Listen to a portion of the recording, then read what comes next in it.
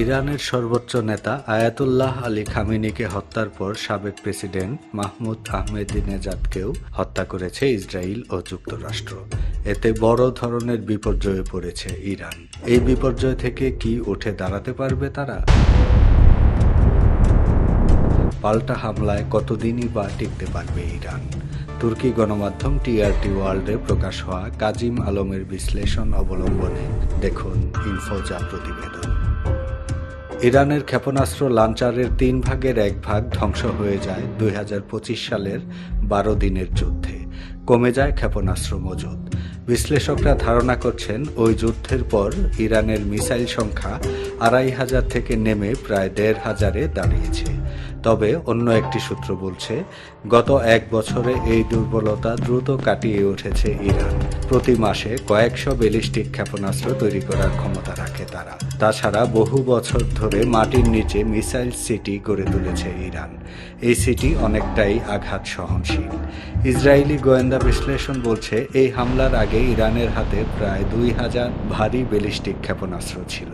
কয়েকদিন আগের পাল্টা আঘাতে ইরান ইসরায়েলে প্রায় 35টি ব্যালিস্টিক ক্ষেপণাস্ত্র ছোড়ে এবং একই সঙ্গে কাতার, কুয়েত, সংযুক্ত আরব আমিরাত, বাহরাইন ও জর্ডানে মার্কিন ঘাঁটিতে হামলা চালায়।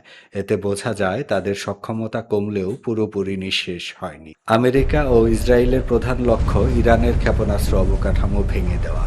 কিন্তু মোবাইল লঞ্চার ও ছড়িয়ে থাকা ভূগর্ভস্থ ঘাঁটিগুলো সম্পূর্ণ নিষ্ক্রিয় করা প্রযুক্তিগতভাবে আরও কঠিন। ফলে স্বল্প ও মধ্যম মেয়াদে ইরান আরও ক্ষেপণাস্ত্র হামলা চালাতে পারবে বলেই মনে করা হচ্ছে।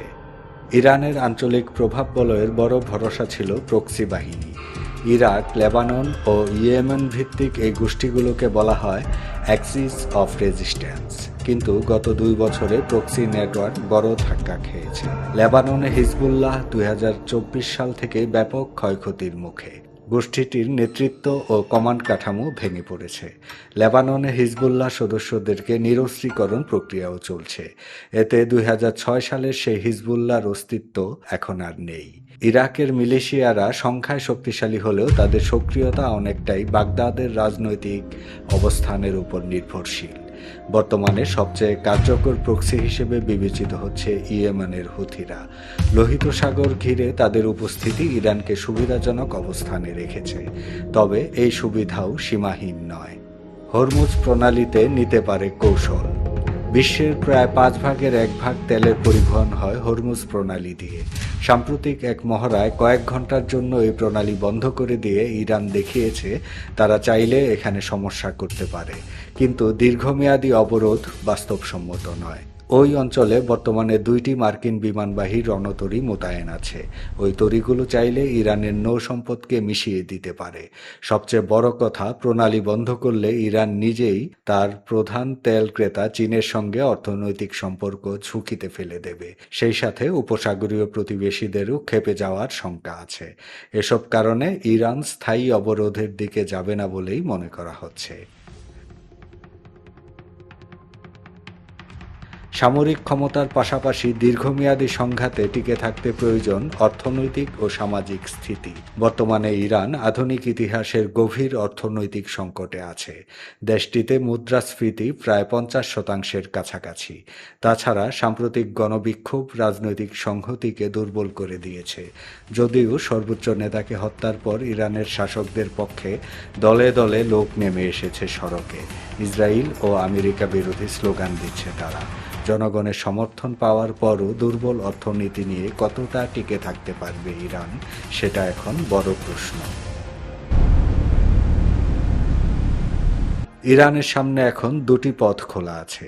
প্রথমত, উচ্চমাত্রার সরাসরি পাল্টা হামলা। এই হামলায় পরিস্থিতি পূর্ণাঙ্গ যুদ্ধে রূপ নিতে পারে। দ্বিতীয়ত, দীর্ঘমেয়াদী নিম্নমাত্রার প্রক্সি ও অসম যুদ্ধ করা। এক্ষেত্রে সাইবার হামলা, ইরাক ভিত্তিক আক্রমণ কিংবা হরমুজ প্রণালী হতে পারে ইরানের অবলম্বন।